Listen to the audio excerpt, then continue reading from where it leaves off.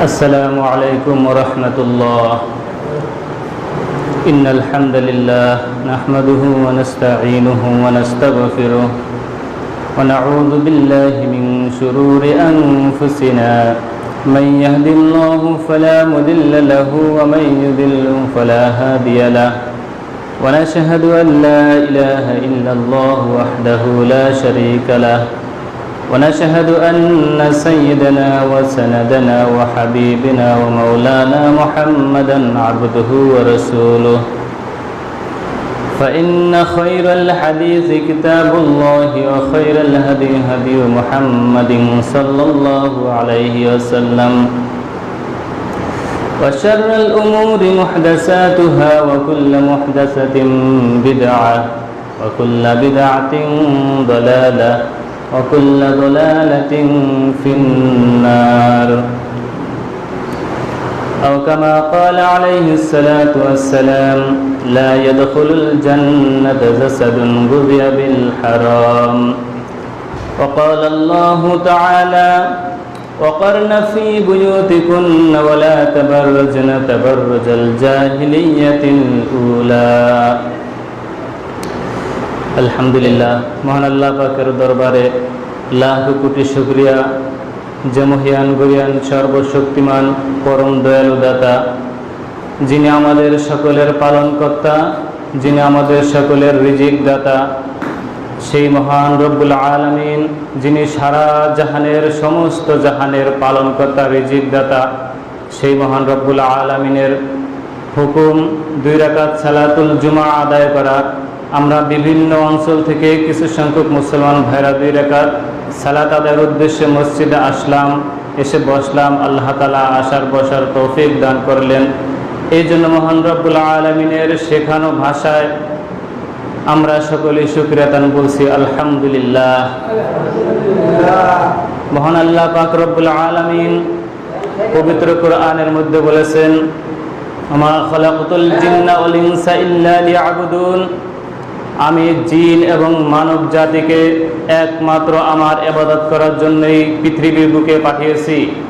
তাদেরকে সৃষ্টি করেছি, দুনিয়াতে পাঠিয়েছি একমাত্র আমার ইবাদত করার জন্য। এই ওয়াজ আমরা সকলে জানি, বহু আগে থেকে জানি। কিছু কিছু কমন বিষয় যেগুলো আমরা সকলে জানি, কিন্তু এটা নিয়ে গবেষণা করে দেখি না, চিন্তা করে দেখি না। এই কোরআনের আয়াত নিয়ে গবেষণা করে কারা, এটাও আল্লাহ তাআলা বলে দিয়েছেন। যারা চিন্তাশীল, যারা বুদ্ধিমান, তারাই একমাত্র এই কোরআন নিয়ে গবেষণা করে, হাদিস নিয়ে গবেষণা করে, একমাত্র বুদ্ধিমান তারাই। বুদ্ধিমান লোকেরা কি করে? ওঠা অবস্থায়, বসা অবস্থায়, দাঁড়ানো অবস্থায়, শোয়া অবস্থায় প্রতিটা পদক্ষেপে আল্লাহ তাআলাকে স্মরণ করে। মহান আল্লাহ রাব্বুল আলামিন আমাদেরকে দুনিয়ার বুকে পাঠিয়েছেন তার ইবাদত করার জন্য। আমরা সালাত আদায় করি না ঠিক মতো। কি কারণে করি না জানেন? এই কারণে সালাত আদায় করি না যে আল্লাহ তাআলা আমাদের উপর সালাত ফরজ করেছেন, আল্লাহ তাআলা আমাদেরকে হুকুম করেছেন যে সালাত আদায় করো, এই জন্যই আমরা আদায় করি না।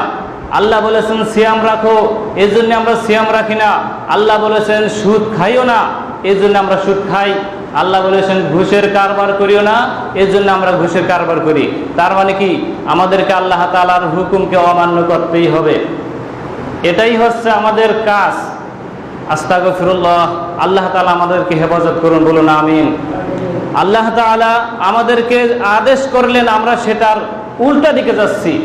কি জন্য যাচ্ছি জানেন? এখানেও ব্যাখ্যা রয়েছে। রাসূলুল্লাহ সাল্লাল্লাহু আলাইহি ওয়াসাল্লাম সাহাবীদেরকে বললেন, কোনো সন্তান যখন ভূমিষ্ঠ হয়, কোনো বাড়িতে যখন একটি সন্তান ভূমিষ্ঠ হয়, ওই বাড়িতে ইবলিস একটি শয়তানকে পাঠিয়ে দেয়।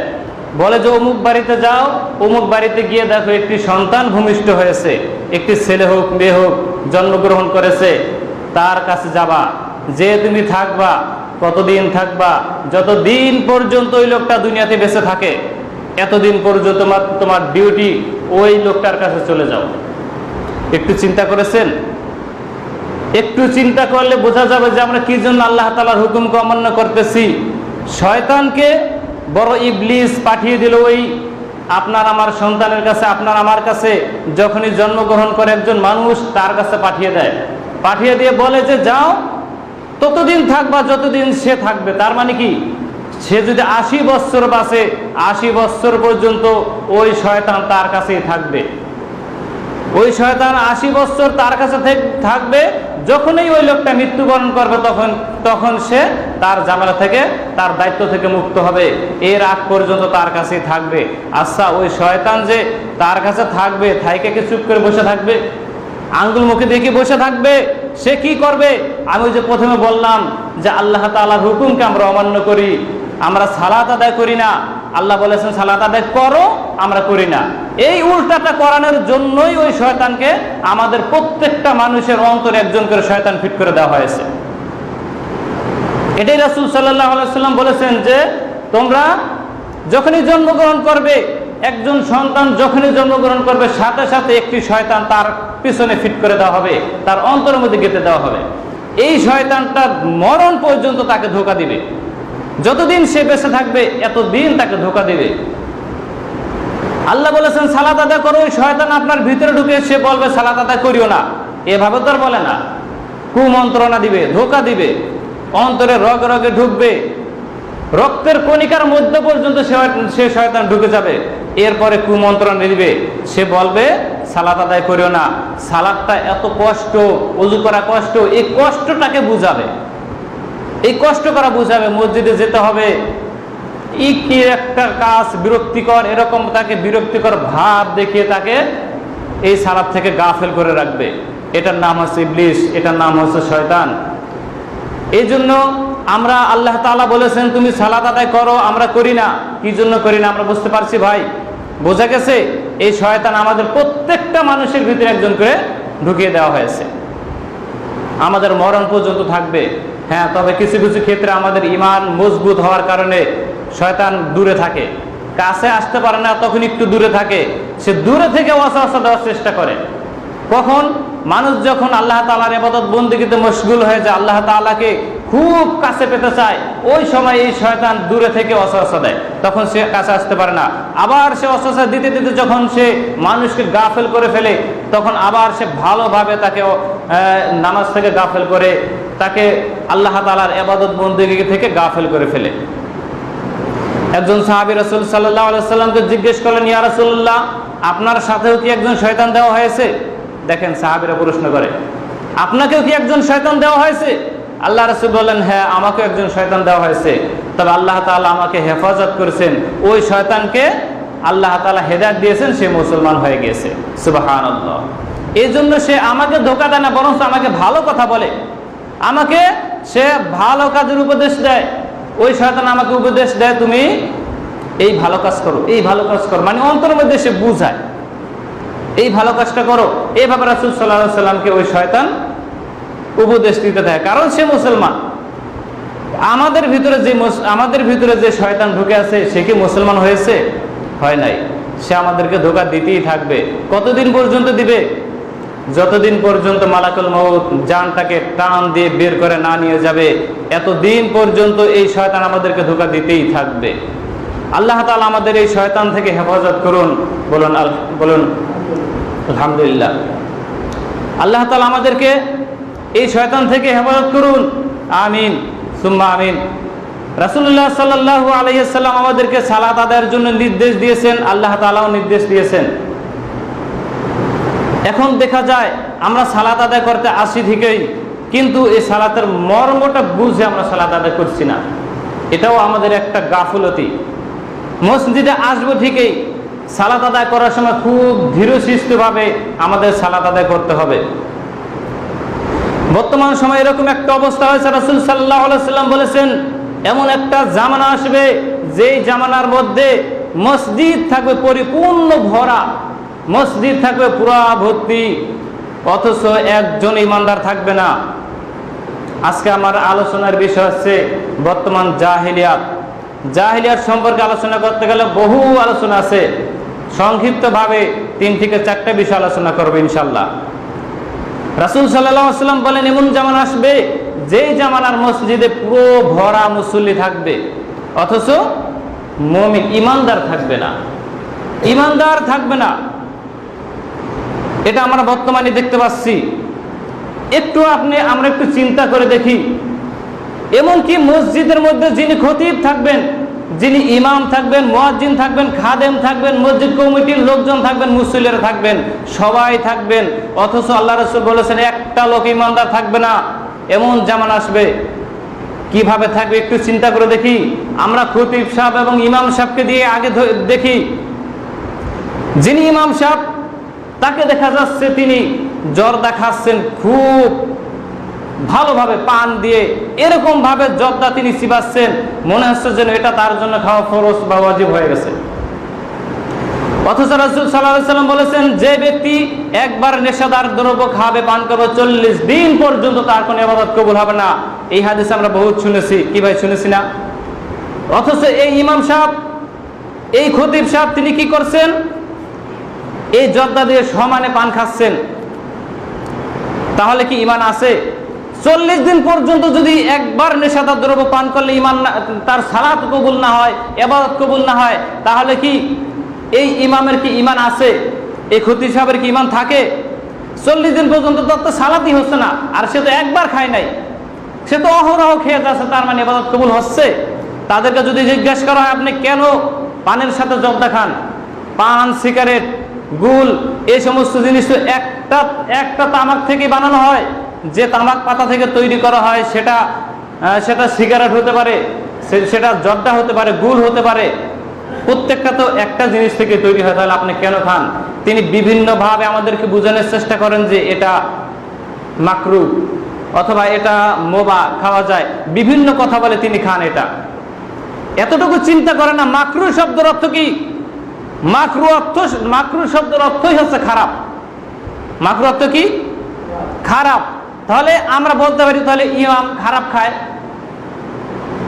মুফতি সাহেব খারাপ খাইতেছে, এটা কি শোভনীয় তার জন্য? বলেন, সে যদি বলে যে এই জর্দা খাওয়া মাকরুহ অথবা বিড়ি সিগারেট খাওয়া মাকরুহ যদি বলে, তা মাকরুহ শব্দের অর্থ হচ্ছে খারাপ, তার মানে কি সে খারাপ খাচ্ছে?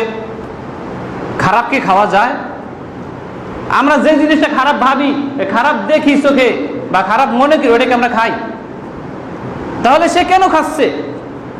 তবে যারা বিড়ি সিগারেট খায় তারা খারাপ জেনেও খাচ্ছে, কারণ ওইটার গায়ে লেখাই আছে যে ধূমপান মৃত্যু ঘটায়, এই পর্যন্ত লেখা আছে। ধূমপান বিষ পান, এটা স্বাস্থ্যের জন্য ক্ষতিকর, বিভিন্ন কথা লেখা আছে, তারপরও তাই সে খাচ্ছে। এটা সে জেনে শুনে খাচ্ছে না। রাসূল সাল্লাল্লাহু আলাইহি ওয়াসাল্লাম বলেছেন, যে জিনিস বেশি খেলে বিবেকের ক্ষতি হয় সেই জিনিস কম খাওয়া হারাম। এবার চিন্তা করে দেখুন, যিনি জর্দা খাচ্ছেন, যে ইমাম সাহেব জর্দা খাচ্ছেন, সেই ইমাম সাহেব যদি এই জর্দাটাকে 1 কৌটা বা 250 গ্রাম জর্দা যদি তার ছেলেকে খাওয়া দেয়, সে ছেলে কি ঠিক থাকতে পারবে? বলেন, জীবনে কোনোদিন খায় নাই, সে যদি 250 গ্রাম একসাথে খায়, সে কি দাঁড়ায় থাকতে পারবে? বেহুশ হয়ে যাওয়ার কথা না? এই ইমাম সাহেব ওই মনে হচ্ছে সেও বেহুশ হয়ে যেতে পারে, সে অল্প অল্প করে খায়। তাহলে যে জিনিসটা বিবেকের ক্ষতি করে, নিজেকে ধ্বংস করে, সেই জিনিসটা কিভাবে হালাল হতে পারে? আল্লাহ তাআলা কোরআনের মধ্যে বলেছেন তোমরা নিজেকে নিজে ধ্বংস করিও না। তাহলে কি আমরা জর্দা খেয়ে, এরপরে বিড়ি খেয়ে, সিগারেট খেয়ে, এগুলি কি নিজেকে ধ্বংস করা হচ্ছে না ভাই? এইগুলি নিজেকে নিজে ধ্বংস করে ফেলছি। কারণ এই জর্দা, বর্তমান বিজ্ঞানের যুগে জর্দা বা বিড়ি, সিগারেট, এগুলি সব হচ্ছে মানুষের জন্য মারাত্মক ক্ষতিকর। ক্যান্সারের সবচেয়ে বড় কারণ হচ্ছে এই জর্দা এবং বিড়ি সিগারেট। এগুলি একই জিনিস দিয়ে তৈরি করা হয়।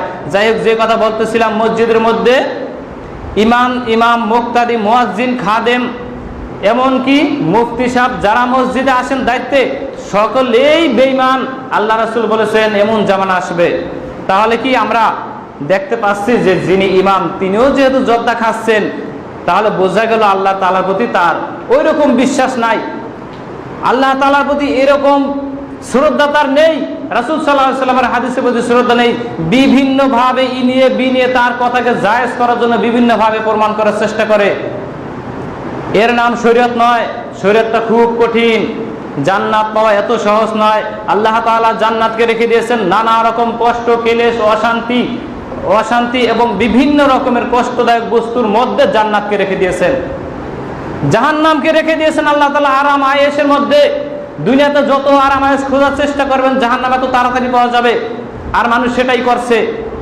জান্নাত পেতে হলে অনেক কষ্ট স্বীকার করতে হবে, দুনিয়াতে নানা রকম অন্যায় হবে, নিজের উপর নির্যাতন হবে। সহিহ হাদিস মানতে গিয়ে কত মানুষ জেল খাটছে, সহিহ হাদিস মানতে গিয়ে কত মানুষ মার খেয়েছে, মসজিদ থেকে বের করে দিয়েছে। আল্লাহ রাসূল সাল্লাল্লাহু আলাইহি সাল্লামকে ওই জামানার লোকেরা বিভিন্নভাবে প্রশ্ন করত। রাসূল সাল্লাল্লাহু আলাইহি সাল্লাম যখন দ্বীনের দাওয়াত দিতেন, তখন ওই যুগের লোকেরা বলতো, আবু জেহেল, আবু লাহাব, উতবা, সায়বা, তাদের মতো লোকেরা বলতো, আমরা কি তোমার সাথে কম বুঝি? এ কথা তারা বলতো। এত বড় বড় হুজুরা কি তোমার সাথে কম বোঝে? আমার বাপ দাদারা কি সবাই ভুল করে গেছে? এই 3টা প্রশ্ন তারাও করেছিল, আমাদের জামানা করে কিনা ভাই? এই 3টা প্রশ্ন আমাদের জামানায় করে কিনা? আপনার সহিহ হাদিসের দাওয়াত দিতে চাইবেন, হাদিসের কথা বললে তারাও তখন বলবে, আমরা কি তোমার সাথে কম বুঝি? আমাদের বড় বড় মুফতি সাহেবরা কম বোঝে? আমাদের বাপ দাদারা কি ভুল করছে সবাই? এই কথাগুলি এখনো বলে, এই কথাগুলো রাসূলের জামানায় বলেছিল। এই কথাগুলি কিয়ামত পর্যন্ত বলবে, আর কিয়ামত পর্যন্তই একটা দল হকের উপরে থাকবে, তাদের সংখ্যা থাকবে খুব কম। আল্লাহ তাআলা বলেন, ওয়াকালিলুম মিন ইবাদিয়াশ শাকুর। আল্লাহ তাআলার শুকরগুজারির বান্দার সংখ্যা একেবারেই নগণ্য, একেবারেই কম থাকবে। সে কম সংখ্যক মুসলিমরাই হকের পথটাকে ধরে রাখবে কিয়ামত পর্যন্ত। আল্লাহ তাআলা আমাদের সেই হকের পথে কবুল করুন, বলুন আমিন।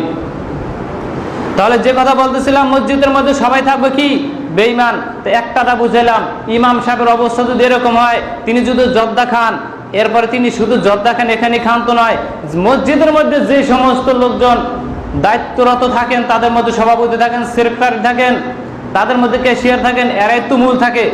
এদের মধ্যে একজন থাকে সুদখোর, একজন থাকে ঘুষখোর, একজন থাকে অত্যাচারী, একজন থাকে বেনামাজি, আর ইমাম সাহেব তাদেরকে সাপোর্ট করেই সবসময় চলতে থাকে। থাকে কিনা ভাই? সাপোর্ট করেই চলতে থাকে। তাহলে কেমনে বুঝবেন কার ঈমান আছে? অথচ মসজিদের মধ্যে মসজিদ কে পরিচালনা করবে?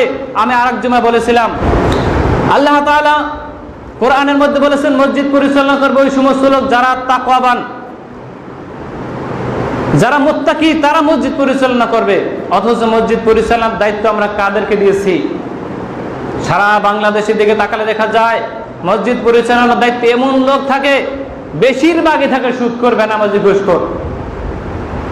তাহলে কিভাবে বুঝবেন যে ঈমান কার আছে?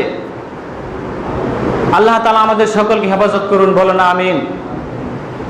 রাসূলুল্লাহ সাল্লাল্লাহু আলাইহি সাল্লাম আমাদেরকে সঠিকভাবে দ্বীন প্রচারের জন্য যে নির্দেশগুলি দিয়েছেন, আমরা যদিও সঠিকভাবে দ্বীন প্রচারের জন্য চেষ্টা করি, আমাদের মধ্যে থেকে যে সমস্ত ভাইরা, যুবক ভাইরা, ইদানিং যে সমস্ত যুবক ভাইরা ইসলামের পথে আসার চেষ্টা করতেছে, আবার এমন কিছু লোক আছে তাদেরকে নাক ছিটকানি দিচ্ছে, তাদেরকে বলতেছে যে হঠাৎ মুসল্লি হয়েছে, আচুকা মুসল্লি হয়েছে, আস্তাগফিরুল্লাহ, এই সমস্ত কথা বলে তাদেরকে কষ্ট দিচ্ছে।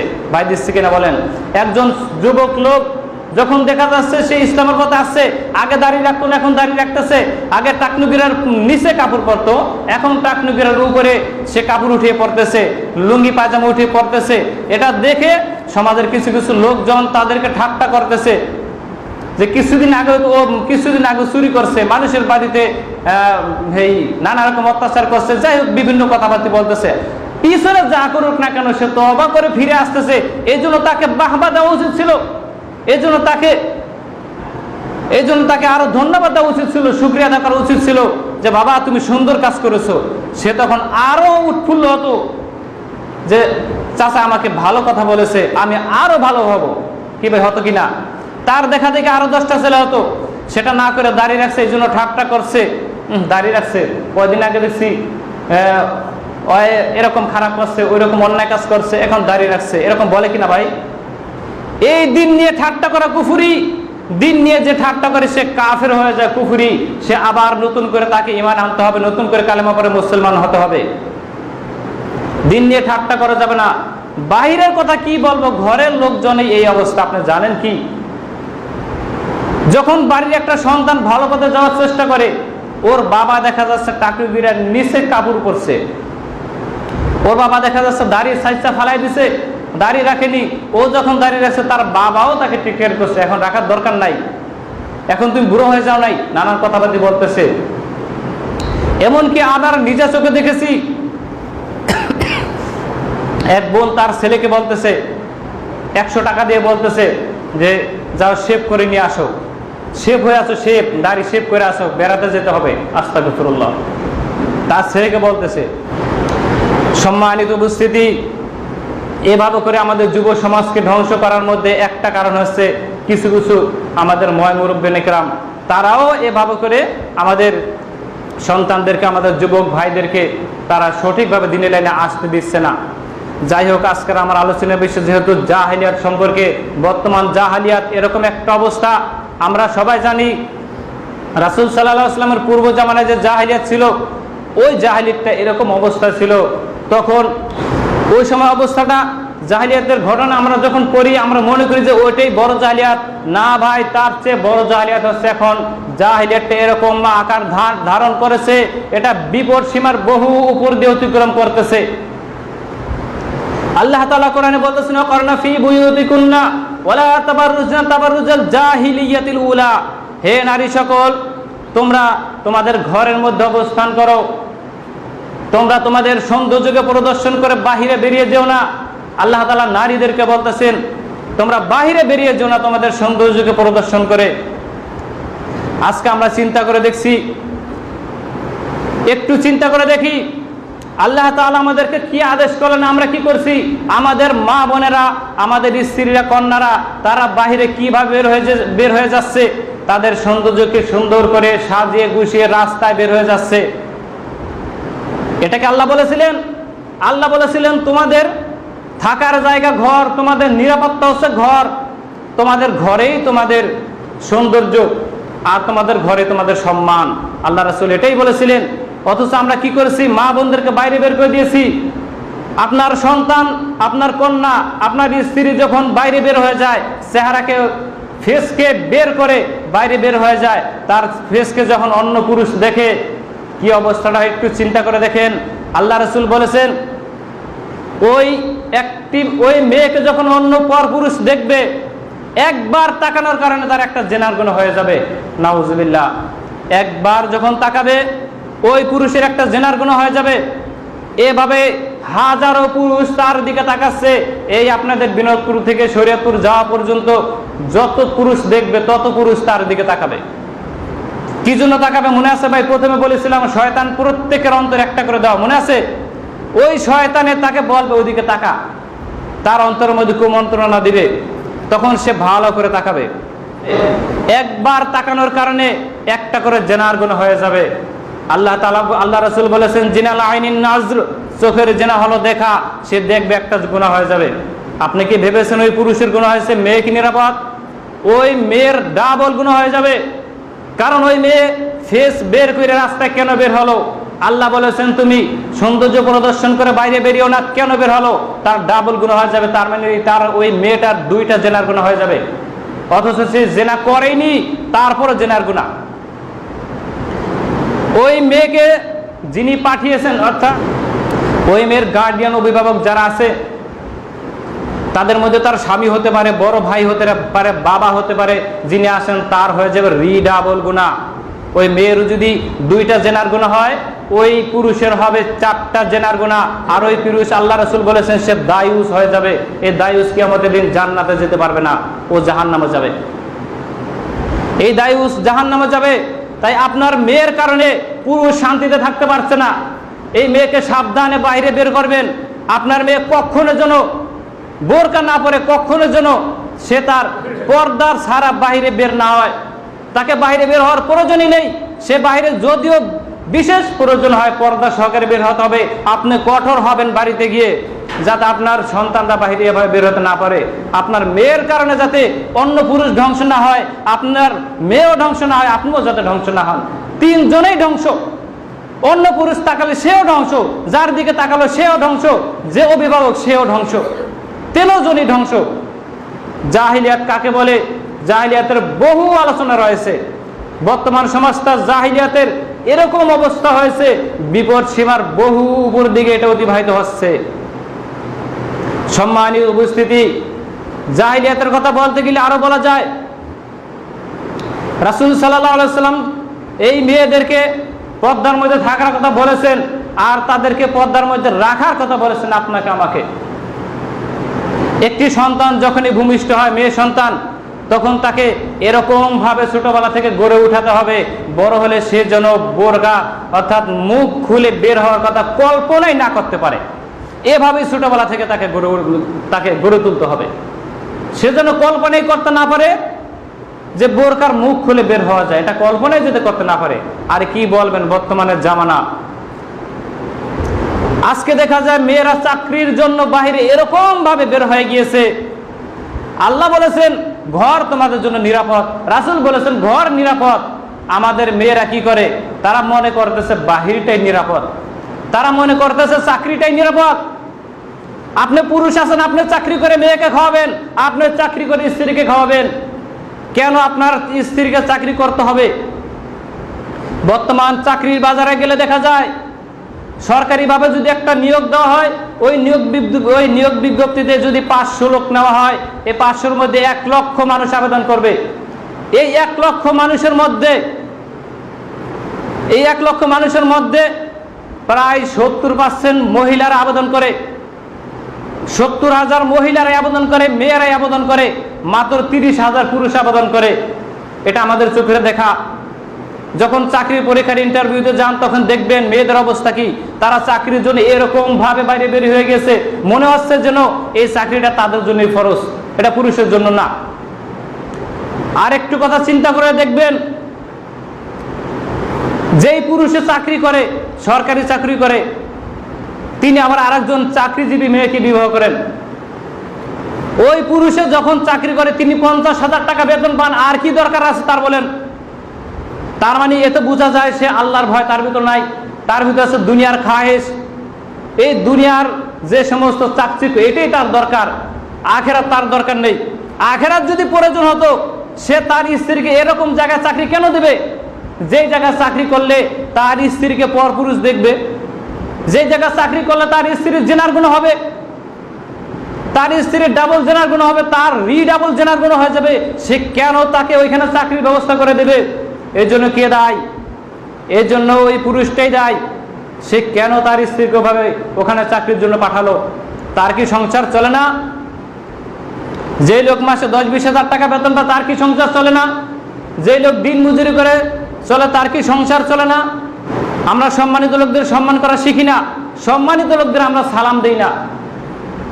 এক লোক চাকরি লইছে 20 লক্ষ টাকা ঘুষ দিয়ে, এরপরে সে স্যার হয়েছে, অফিসার হয়েছে, তাকে আমরা সালাম দেই, ঠিক কিনা ভাই? আমরা তাকে গিয়ে সালাম দেই, অথচ এক লোক 20,000 টাকা দিয়ে কিছু মাল সামানা কিনে, খাদ্যদ্রব্য হোক যে কোনো দ্রব্য কিনে তারপর সে ব্যবসা বাণিজ্য করতেছে, তার মুখে দাঁড়িয়েছে, 5 ওয়াক্ত সালাত আদায় করে, সে টাকনুকের উপরে তার লুঙ্গি পাজামা পরে, আমরা তাকে সালাম দেই না। সালাম দেই কাকে? ওই অফিসে গিয়ে বসকে, যেই বস 20 লক্ষ টাকা ঘুষ দিয়ে চাকরি দিয়েছে। আর ওইখানে ঘুষ দিয়ে চাকরি নিচ্ছে, এখানে ক্ষান্ত নয়, আরো মানুষের কাছ থেকে সে ঘুষ নিচ্ছে, আমরা তাকেই সম্মান করছি।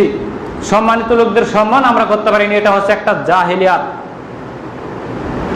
জাহিলিয়াতের এরকম অবস্থা হয়েছে, এই জন্য বলছি রাসূল সাল্লাল্লাহু আলাইহি ওয়াসাল্লামের জামানার আগের জামানা যে জাহিলিয়াত ছিল, ওই সময়ে মানুষ অপকর্ম করত, মানুষের উপর নির্যাতন করত।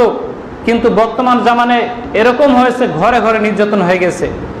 রাসূল সাল্লাল্লাহু আলাইহি ওয়াসাল্লাম এটাকে পরিবর্তন করে ভালো পথ ডেকে আনছিলেন, ওটা ছিল সোনালী যুগ।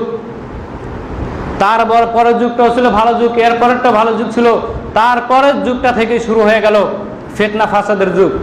যাই হোক, যে কথা বলতেছিলাম, আল্লাহ তাআলা বলেছেন ওয়াকরনা ফি বুয়ুতিকুন্না ওয়ালা তাবাররুজনা তাবাররুজাল জাহিলিয়াতুল উলা, হে নারী সকল তোমরা তোমাদের ঘরের মধ্যেই থাকো, এটাই তোমাদের জন্য নিরাপদ স্থান। তোমরা জাহিলি যুগের মতো বাইরে বেরিয়ে যেও না। ভাই, আমরা আমাদের কন্যা সন্তানদেরকে, আমাদের স্ত্রীদেরকে বাইরে বের করব না। আমরা সকলে প্রতিজ্ঞা করব ইনশাআল্লাহ। আল্লাহ তাআলা আমাদের সকলকে আমল করার তৌফিক দান করুন, বলুন আমিন।